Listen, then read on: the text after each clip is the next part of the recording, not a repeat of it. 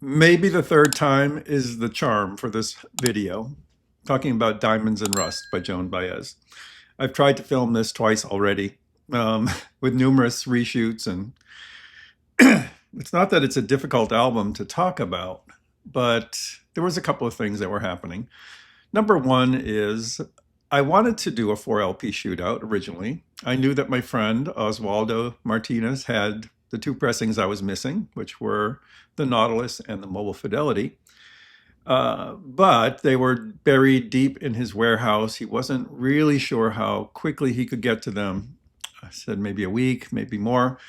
I was like, let me shoot the video without him, because I do have a wonderful original Monarch pressing of Diamonds and Rust, and I was like, okay, I think I can make it work with just this. When I showed him the first cut of the video, he said, I think you really need to get the other two. Let me go over there and look for them. So he did, and he found them pretty quickly, and I delayed the video. So the second round was when he came to my house, and we listened to all four pressings on my system. After that listening session, I had the records here. I did another couple of listening sessions, mainly with the original and the Analogue Productions, because even though he felt strongly towards one particular pressing, I didn't. It's a very interesting record, and I got to tell you why. This record originally came out in 1975. The original pressing was put on the Absolute Sound Superdisc list by Harry Pearson, meaning that he considered it a reference recording, very natural and spectacular. When I think about the systems most people had in 1975, except for like Harry Pearson and people in the audio industry and hi-fi buffs, I think of how I used to react to this record, and I never considered it a super disc because on lesser systems of the day, this record, I think, would come across as bright and edgy. I always thought that. I thought it up until just recently. I've had it in my collection for 20 years or so. I'm sure maybe even more. Never playing it too often, appreciating some things about it, but I didn't have the system to reproduce it, honestly. I think audiophile companies that have reissued this record also must have felt that this record needed a little tailoring from its original pressing. But does it really? That was a question I was trying to answer, because each audiophile company, Nautilus, Mobile Fidelity, and even Analogue Productions, has veered from the sound of the original pressing. And it's always to tailor the voice a little bit, or a lot. So I guess the prevailing thought on this record and this recording was that the voice was a little forward, a little beamy, a little edgy, a little bright. Well, we cleaned all these up. We sat down for a nice listening session. My system has changed in the last couple of weeks, especially the phono reproduction. So right now I'm listening to the VPI Scout, my reference turntable. It's mounted with the Phasmation PP500 cartridge, which is quite a revelation for me. It's also paired with a Phasmation EA350 phono stage, which has temporarily replaced my Modrite PH 9.0. Well, to say that I'm getting reproduction on a different level is an understatement. And it was a record like this that really made me scratch my head and think, wow, I'm really going to have to go back and listen to things that I thought were marginal or that I dismissed, because based on my experience with this original pressing of Diamonds and Rust, things have changed. And that's one reason why I never get rid of records, because you never know as you upgrade your system. Now, am I saying that the original pressing is the best? No, I'm not saying that. But let me explain to you the differences that we heard between the 4 pressings. The original pressing struck us, and particularly me, as the most transparent, the most see into quality.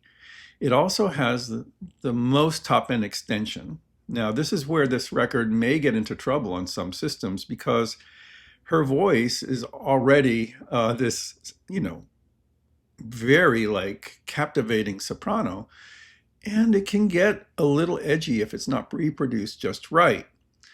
I was really surprised at how well the Phasmation equipment handled this record. Also, throughout this record, there's beautiful transparency and texture in the mid-range. So you hear details on the guitars, they just chime in with like clarity and detail. Picks on the guitar, movement across the strings, it's all there in vivid clarity.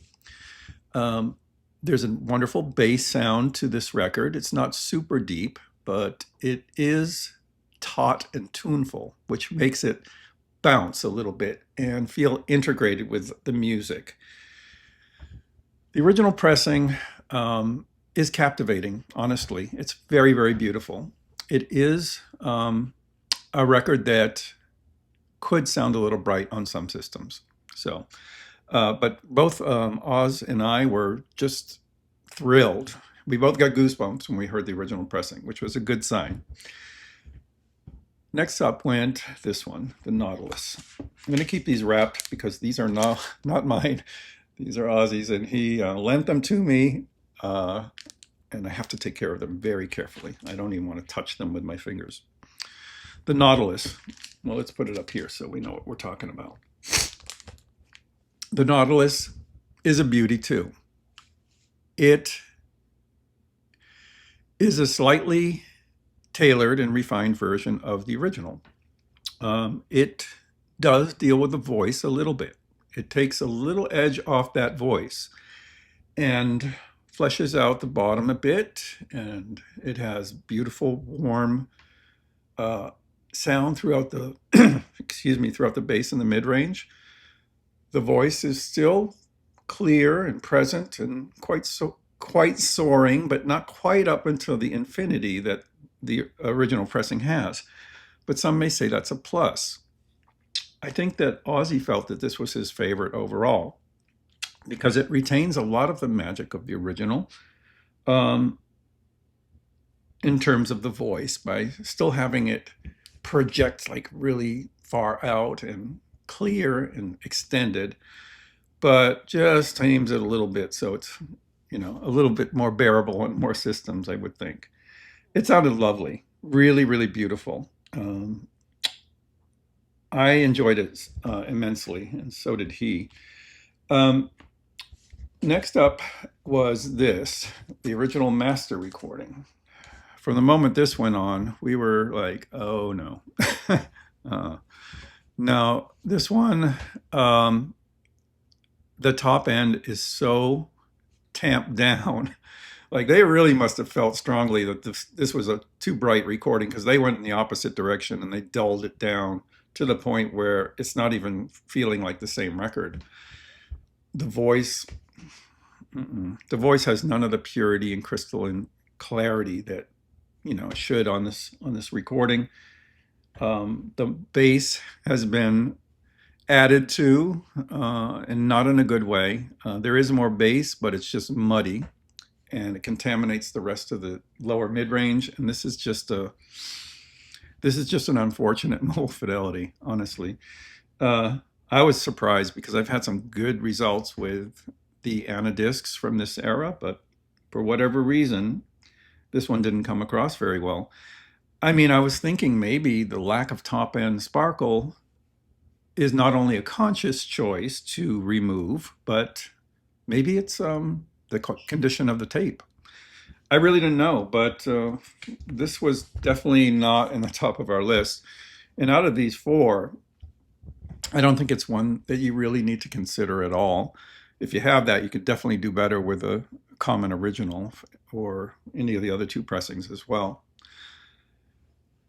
The Analogue Productions 45 is mastered by Matt Lutthans. I've mentioned him many times on the channel. I've loved his work. I particularly loved something he did recently, which was the Billie Holiday All or Nothing at All reissue. And I feel like he has a certain way with vocals. On that record, compared to an earlier edition, which I felt was a little beamy, a little forward, and a little brittle in the vocal, he was able to keep the character of the voice, but just give it a more sculpted quality and work it into the music a little bit better. And I thought it was a revelation. I mentioned this in this review of All or Nothing at All. And I think he's used a similar approach here. And why not? That was the main criticism of this record, is that the voice is too beamy. It cuts through it with almost an edge at times on the original pressing, especially on lesser systems. Well, this record does this. So it presents the voice more integrated into the music. It still has its lovely character. I mean, every time I go to this record, I'm like, oh, God, this is gorgeous. Like lush, warm, nothing on edge at all. Maybe it doesn't have the top end sparkle of the original pressing, but in its place, it's just warm and romantic and lush, with enough clarity, enough separation, enough beauty to captivate you from start to finish. I mean, this is one thing I thought about this record, is that so many times I would play Diamonds and Rust and I'd listen to the title track and then lose interest, honestly. I'd find a few highlights, like I love the Stevie Wonder cut, Never Thought You'd Leave in Summer. That's an audiophile quality track with piano and voice. It's really, really beautiful showcase for the voice. What's another track? Oh, Jessie. I love Janice Ian's Jessie as well. And some of the other up-tempo tracks are great. I mean, the musicianship is so good that this is sounds great in almost any edition. There are going to be people that prefer one or the other. I'm not ready to say I have a preference on this. Honestly, I could live with any of these three. I think it boils down to listener taste and maybe your system. On a system that tends towards the analytical, the original pressing might be a little too much. A high resolution system, I'm not sure. I heard the original over at Ozzy's house on his system, which is more revealing than mine. I thought it sounded fine. But the Analogue Productions sounded more warm and lush and pretty, I would say, overall. The Nautilus strikes a good balance for being right in the middle, like giving a little bit of relief to the vocals and making them a little more acceptable, more pretty, and filling out the soundstage and making it a little lusher sounding without really changing the character of the original too much. So that's recommended as well. The 45 RPM cut is probably the most romantic and lush. I think it's beautiful in its way. Would I want to be without the original? No, because they are two different flavors of the same thing. I don't think you can say one is better than the other. There are certain aspects of the original that I love to hear, and that is that crystalline extension. But on the other hand, whenever I play Matt Lutthans' cut, I'm like seduced into the music. It's just so pretty, so beautiful. And the 45 really has helped the feeling of compression that was on the second side of the original disc and some of the end of side cuts. It's not like it's a super long program, but this one does feel way more relaxed and immersive. Once you adjust to what's going on with the mastering, you're just drawn in, and all those cuts that probably you ignored before because you thought they were filler or marginal, now take on new importance. Really, this has been a fascinating experience listening to all three of these. I know when you guys tune in here, you want to hear, oh, this one's king, but you know, I'm not one for hyperbole. I'm not going to say one wipes the floor with the other because it's just not true. These are the impressions I got of the different sound quality on each of these, and you can make your own decision from here which one you think you might prefer.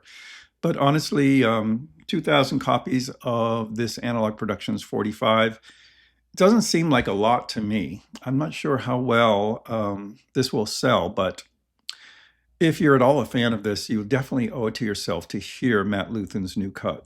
It reveals something about this record that you won't hear in the original, and gives you a nice interpretation of this gorgeous album. It's just a fabulous, fabulous record. Diamonds and Rust, the song will win you over immediately. To me, it's like almost worth the price of the record. So I'll leave that at that. Until next time, I'm Scott for The Pressing Matters. Thank you so much for watching and have a great day.